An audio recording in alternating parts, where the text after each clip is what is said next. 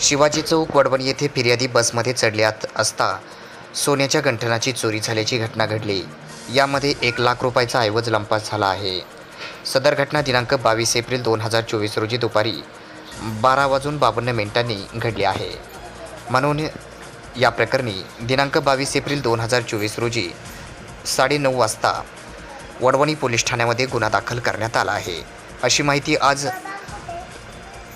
मंगळवार दिनांक 23 एप्रिल रोजी सायंकाळी 5 वाजता माध्यमांना पोलिसांनी माहिती दिली आहे.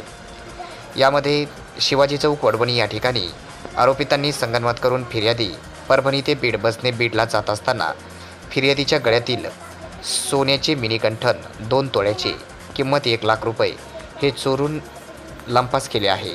म्हणून फिर्यादी सारिका महादेव मुंडे वय 35 वर्ष, व्यवसाय अंगणवाडी शिक्षिका, राहणार भक्ती कन्स्ट्रक्शन विश्वेश्वर मंदिराजवळ बीड यांच्या फिर्यादीवरून राम जालिंदर शेरकर वय 35, राहणार लक्ष्मणनगर वीट बीड, सखाराम छगन वाघमारे या दोघांच्या विरोधामध्ये वडवणी पोलीस ठाण्यात कलम 379 34 भादवीनुसार गुन्हा दाखल करण्यात आला आहे.